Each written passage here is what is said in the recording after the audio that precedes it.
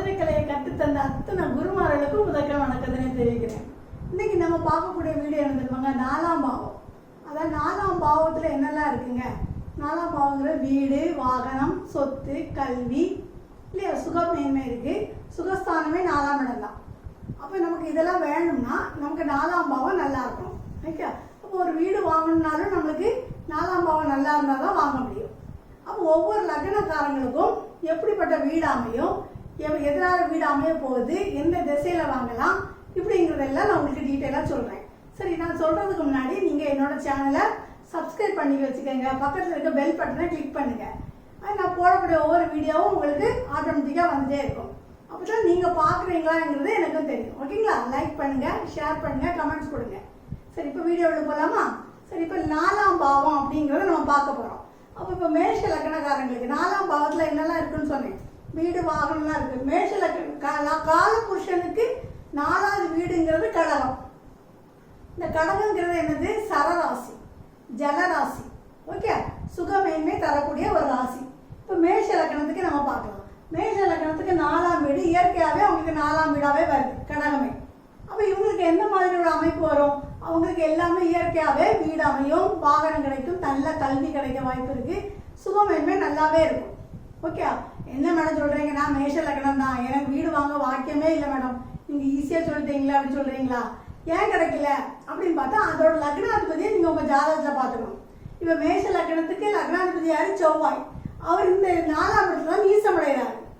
Suppose உங்களுக்கு இதுல நீசம் அடைஞ்சிட்டாருன்னு வச்சுக்கோங்க, லக்னாதிபதியே 4ஆம் இடத்துல போய் நீசம் அடைஞ்சிட்டாரு, அப்போ உங்களுக்கு சுகமேன்மை குறைவாக தான் இருக்கும். ரைட்டா? அப்போ நீங்கள் அந்த சமயம் பார்த்து ஒரு தெற்கு திசையில் ஒரு வீடு வாங்கிட்டீங்கன்னு வச்சுக்கோங்க. ஏன்னா செவ்வாய்ங்கிறது தெற்கு திசை, அப்படிதானே? அப்போ அந்த நீசமான திசையில் போய் நீங்கள் வீடு வாங்கினீங்கன்னா இருக்கிற சொத்தும் போகும். அப்போ நீங்கள் அதை வாட்ச் பண்ணிக்கணும். அது உங்கள் ஜாதக ரீதியாக பார்க்கணும். இப்போ லக்னத்துக்கு சொல்கிறேன். அப்போ உங்கள் ஜாதகத்திலேயே லக்னாதிபதி எங்கே இருக்கிறாரு, அப்போ அந்த இருக்கிற இடத்த பார்த்து நீங்கள் திசையில் வீடு வாங்கினீங்கன்னா உங்களுக்கு சொத்து வந்து மேலே மேலே வளர்ந்துட்டே இருக்கும். ரைட்டா? சரி, அடுத்த ரிஷபத்துக்கு பார்க்கலாமா? ரிஷப லக்னக்காரங்களுக்கு 3வது வீடா வருது. காலபுருஷனுக்கு 4வது வீடு, ரிஷபத்துக்கு 3. அப்போ இவங்க எனக்கு தாய் மேல ரொம்ப பாசமா இருப்பாங்க. தாய் மேல பாசம் அவங்களுக்கு மட்டுமா இருப்பாங்க? உடன் பிறந்த சகோதரன் 3ஆம் பாவம் தானே. அப்போ 3ஆம் பாவம் உடன் பிறந்த சகோதரத்தையும் அவங்க பாசம் அதிகமா இருக்கும். இப்போ பாருங்க, இவங்க குழந்தை வந்து இப்போ அழுதுட்டு இருக்குன்னு வச்சுக்கோங்க. ஆனா இதே அவங்க அண்ணனோட குழந்தைய அழுதுன்னு வருங்க, ஆனா அண்ணனோட குழந்தைய தான் முதல்ல கவனிப்பாங்க. அந்த அளவுக்கு பாசம் குழந்தைகள்கிட்ட, ஒரு தாய் மீது ஒரு ஈர்ப்பு வச்சிருப்பாங்க.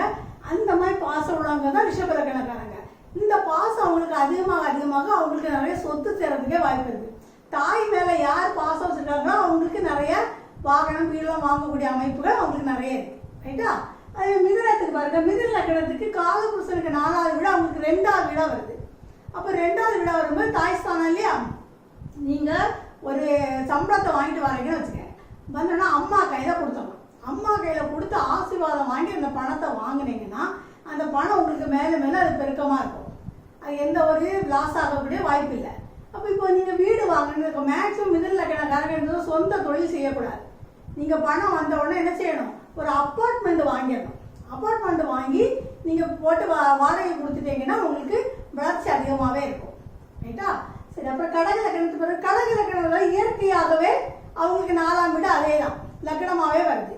அப்போ இது என்ன வீடு? சரராசி, ஜலராசின்னு சொன்னேன். ஓடும் நீர். மேக்சிமம் கடக லக்னக்காரங்க ஓடுகின்ற நீர்னால அவங்க பின்னோக்கி வரவே மாட்டாங்க. அவங்க எப்பவே வளர்ச்சியில மேலே மேலே வந்துக்கிட்டே தான் இருப்பாங்க. ரைட்டா? அந்த மாதிரி இருக்கு. சரி, நான் வரவே இல்லை சார். யாரு தன் தாயை ரொம்ப அதிகமாக நேசிக்கிறாங்களோ அவங்களுக்கு வளர்ச்சி அதிகமாகவே இருக்கும். அப்போ அம்மா மேலே ஒரு ஈர்ப்பு இருக்கணும். ஓகேங்களா? இருந்தால் தான் உங்களுக்கு வீடு சொத்துலாம் வாங்க முடியும். ஓகே, அது சிம்ம லக்னக்காரங்க பாருங்க. சிம்ம லக்னக்காரங்களுக்கு காலபுருஷனுக்கு 4வது வீடு 12ஆம் வீடா வருது. அப்போ 12ஆம் வீடுன்னு சொல்லும்போது விரயம் சொல்லுவோம். அப்போ நீங்க ஒரு பணம் வச்சிருந்தாங்கன்னா உடனே என்ன செய்யணும்? அதை முதலீடு பண்ணணும். ஒரு வீடு வாங்கி ஒரு முதலீடு அதை ஆக்கி வச்சிடணும். ரைட்டா? மறைமுகமான சொத்து கிடைக்கிறதுக்கு வாய்ப்பு இருக்கு. மேக்சிமம் சிம்ம லக்னக்காரங்க என்ன செய்யணும்னா வெளிநாட்டில் வீடு வாங்குறதுக்குள்ள வாய்ப்பு இருக்கு, சொத்து சேர்ற வாய்ப்பு இருக்கு. அங்கேயே சிட்டிசன் கிடைக்கிறதுக்கும் சான்ஸ் இருக்கு. நீங்க அங்க போய் இருக்கிறதுக்கு வாய்ப்பு இருக்கு. ஓகே, இப்ப கன்னி ராசி, கன்னி லக்னக்காரங்களுக்கு காலபுருஷனுக்கு 4வது வீடு உங்களுக்கு 11வது வீடா வருது. அப்ப இவங்களுக்கு 11ஆம் வீடுங்கிறது ஆசை. மேக்சிமம் இவங்க வந்து என்ன செய்யணும்? தாயோட ஆசையை நிறைவேற்றினாலே இவங்களுக்கு சொத்து சேர்றதுக்குள்ள வாய்ப்பு இருக்கு. ஓகே, தாய் என்னெல்லாம் ஆசைப்படுறாளோ அதெல்லாம் நீங்கள் நிறைவேற்றுங்க. ஓகே, பொதுவாக பாருங்கள், இந்த சந்திரனோட வீடு வந்து ரிஷபம், கன்னி, மகரம் இந்த 3 இடத்துல தான் இருக்குது சந்திரனோட நட்சத்திரம். ஏன்னா இதில் ரோகிணி, இல்லை அஸ்தம், திருவோணம். அப்போ நீங்கள் என்ன செய்யணும்னா, இந்த ரோகிணி நட்சத்திரத்தில் ஒரு வீடு வாங்குறீங்கன்னு வச்சுக்கோங்க. அந்த வீடு வாங்கின பிறகு உங்களுக்கு வளர்ச்சி அதிகமாக இருக்கும். ஓகே, சில பேர் பார்த்துருக்கீங்களா, ஒரு வீடு வாங்கின உடனே அவங்க மேலே மேலே வளர்ந்துட்டே இருப்பாங்க, நிறைய வீடு வாங்கக்கூடிய அமைப்பு இருக்கும். இதுவே திருவோண நட்சத்திரத்தில் சந்திரன் இருக்கக்கூடியவங்க வீடு வாங்கும்போது அவங்க நினைச்ச அந்த வீடு வந்து அடுத்த சன்னதிக்கும் தேவைப்படும். அந்த மாதிரி பரம்பரையாக அந்த வீடு இருக்கக்கூடிய வாய்ப்பு இருக்குது. இதுவே கண்ணியில் அஸ்தம் இருக்கும்போது வாங்கினா, இது காலபுருஷனுக்கு 6வது வீடு இல்லையா, அப்போ அந்த சொத்து வந்து கடன் ஆகக்கூடிய வாய்ப்பு இருக்குது. அப்போ நீங்கள் என்ன செய்யணும்னா, சந்திரன் உங்கள் ஜாதகத்தில் இப்போ கன்னியா லக்னமாக இருந்து சந்திரன் நல்ல அமைப்பில் இருந்தாச்சுன்னா உங்களுக்கு இந்த மாதிரி கடன் வர்றதுக்கு வாய்ப்பு இல்லை. இப்போ சொத்து இன்னமும் சேர்றதுக்குள்ள சான்ஸ் இருக்குது. ரைட்டா? அப்புறம் துலாம் லக்னத்துக்கு பாருங்க. துலாம் லக்னத்துக்கு காலபுருஷன் 4வது வீடு என்னது, 10வது வீடாக வருது. அப்போ 10வது வீடாக வந்து மேக்ஸிமம் துலாம் லக்னக்காரங்க டீச்சராக இருக்கிறதுக்கு வாய்ப்பு இருக்குது. ஏன்னா இது சந்திரனோட வீடு, இது சுக்கரன். சந்திரன் சுக்கரன்னா ஆசிரியராக இருக்கிறதுக்கு சான்ஸ் இருக்குது, நர்ஸாக இருக்கிறதுக்கு சான்ஸ், பெரிய தொழிலதிபராக இருப்பாங்க. இந்த மாதிரி இருக்கும்போது அவங்களுக்கு நிறைய பண வசதிகள் வர்றதுக்கு வாய்ப்பு இருக்குது. அப்போ சொத்து சேராக இருக்கும். மேக்ஸிமம் இவங்க வந்து அம்மாவை ரொம்ப நேசிப்பாங்க. தாய் மேலே எவ்வளோ பார்த்துருக்கா, ஆனால் அதே அளவுக்கு தாயிட்ட இருக்காது. தாய் கொஞ்சம் வளர்த்துக்குதாக தான் இருக்கும். ஆனால் அம்மாட்ட ஆசீர்வாதம் வாங்கி வாங்கி இவங்க எந்த செய்தாலும் அவங்களுக்கு வளர்ச்சி இருக்கிறதுக்கு வாய்ப்பு இருக்குது. அடுத்து பாருங்க, விருச்சிக லக்னம். விருச்சிக லக்னத்துக்கு எது எத்தனாவது வீடு, 9வது வீடாக வருது. காலபுருஷனுக்கு 4வது வீடு. அப்போ 4, 9னா என்னது, தாய் ஸ்தானம் தகப்பு ஸ்தானமாக ஆகுது. அப்போ இவங்களுக்கு என்ன பண்ணுறாங்க, இவங்க ஒரு தெய்வத்தை இவங்க வழிபடுறாங்கன்னா அந்த தெய்வத்துக்கு மேலே எவ்வளவு ஈர்ப்பாக இருக்காங்களோ அந்த அளவுக்கு அவங்க சுகமேன்மை அடைவாங்க. ஒரு தெய்வத்தை பிடிச்சிக்கங்க, மேக்சிமம் அவங்களுக்கு என்ன இருக்கும், இது வந்து நீர் ராசினால ஆத்தங்கரையில் இருக்கக்கூடிய ஒரு தெய்வத்தை நீங்கள் வழிபட்டீங்கன்னா அந்த தெய்வத்து மேலே நீங்கள் எவ்வளவு ஈடுபாடு வச்சுருக்கீங்களோ அந்த அளவுக்கு உங்களுக்கு சுகமேவை அதிகமாக வர்றதுக்கு வாய்ப்பு இருக்குது. மேக்ஸிமம் உங்களுக்கு உயர்கல்வி நல்ல சான்ஸ் இருக்குது. ஓகே, ஏன்னா 9வது வீடாக இருக்கிறதுனால ஸோ உயர்கல்வி நல்லாயிருக்கும். அடுத்து பாருங்கள், தனுசு லக்னம். தனுசு லக்னத்துக்கு இது எத்தனாவது வீடாக வருது, 8வது வீடாக வருது. காலபுருஷனுக்கு 4வது வீடு, 4, 8 வருது. மேக்ஸிமம் இவங்களுக்கு என்ன செய்யணும்னா, தண்ணியில் ஒரு கண்டமாக இருக்கும். அப்போ நீங்கள் தண்ணியில் போகும்போது கொஞ்சம் கவனமாக போகணும். ஓகே, அப்போ நீங்கள் இடம் வாங்கும் போதும் அந்த இடத்தையும் நீங்கள் நல்லா பார்த்துக்கணும். அந்த இடம் வந்து நீர் உள்ள இடமா அப்படிங்கிறதையும் நீங்கள் பார்த்துக்கணும். மேக்ஸிமம் நீங்கள் வீடு கட்டுறீங்கன்னு வச்சுக்கலாம், ஏதாவது சின்ன ஒரு ஆக்சிடென்ட் ஆகும். அப்படி சப்போஸ் ஆகிட்டாலும் கூட உங்களுக்கு சொத்து நீங்கள் வளர்ச்சி அடைவீங்க. இப்போ சில பேருக்கு வீடு கட்டும்போது ஏதாவது சின்ன ஒரு விபத்து வரும் இல்லையா, வந்தாலும் உங்களுக்கு வளர்ச்சி தான். ஓகே, சொத்து வாங்கும்போது ஒரு விபத்து வந்தாச்சுன்னா சொத்து அதிகமாகும்னு அர்த்தம். ஓகே, அடுத்து பாருங்க, மகரம். மகர லக்னக்காரத்துக்கு 7ஆம் வீடு. இது 7, 4, 7ங்கிறது வந்து 4னா தாய், 7னா மனைவி. அப்போ அவங்க மனைவியும் தாய் மாதிரி நேசிக்கணும். அம்மாட்ட எவ்வளோ பாசம் வச்சுருக்கோமோ மனைவி மேலே அந்த மாதிரி பாசம் வச்சுருந்தாச்சுன்னா உங்களுக்கு சொத்து வாங்குறதுக்கு வசதி இருக்குது. மேக்ஸிமம் இவங்களுக்கு கல்யாணம் ஆனப்பறம் தான் வீடு வாங்கக்கூடிய வளர்ச்சியே இருக்கும்.